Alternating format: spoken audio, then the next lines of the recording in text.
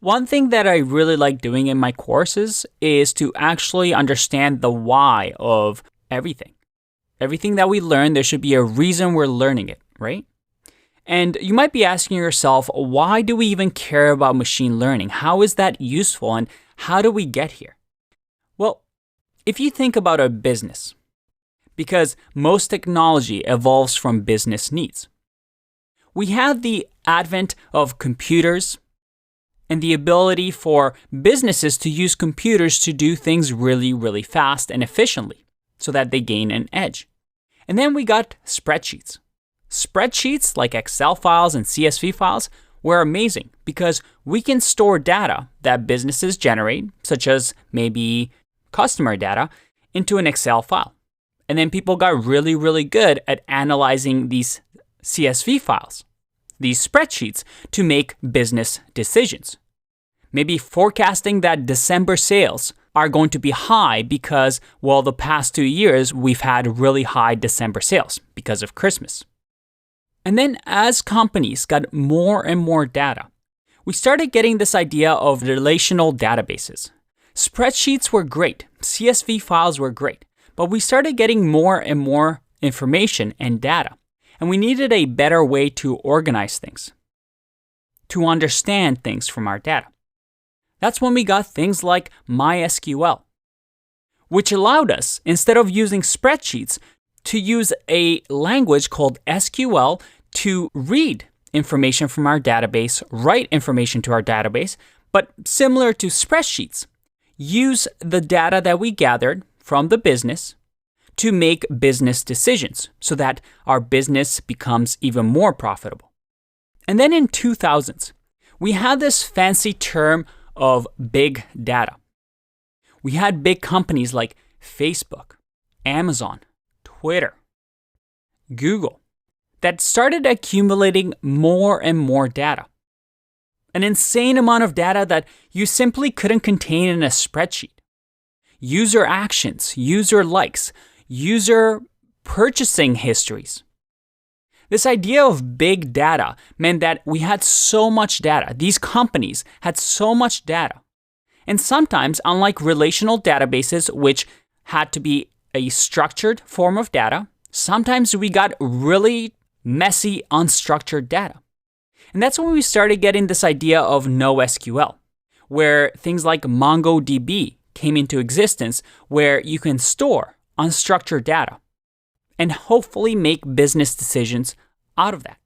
Maybe if you were Amazon, you can use customers' purchasing history to recommend different products. And ever since then, this idea of data, getting more and more data, has turned us into using machine learning.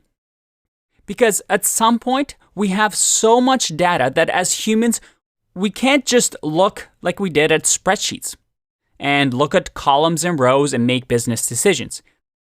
I mean, we still could, but then we'd be wasting all this data that we've been getting over the years. So companies like Facebook and Google that collect massive amounts of data every single day are turning to things like machine learning so that instead of humans looking at the data and trying to figure things out, we give this data to machines so that they're better able, even better than humans, to make business decisions. And this idea of machine learning really came to be because of this growth in data that we received from businesses, as well as the improvements in CPUs, GPUs, that is graphical processing units, and computer advancements. So using the massive amounts of data and massive improvements in computation, we can use these machines to give them this big data and make decision for us, just like we used to with spreadsheets. Now, this is a simplified version of how we got here, but I hope it gives you a reason as to why businesses like this idea of machine learning. Now, in this course, we're going to be using this framework. And don't worry, don't get intimidated. You're going to get really familiar with this framework because, well, we're going to talk about it a lot. But looking at this, just a brief overview, what do you think the hardest part is? Can you guess? It's this first part right here, grabbing the data. You see, amount of data is doubling every 2 years in our world. With the internet, all the mobile phones and connected devices, we're creating more and more data. But this data doesn't mean anything unless we understand it. Yes, we are producing data, but a lot of this data that we generate is unused. And that's what data science is.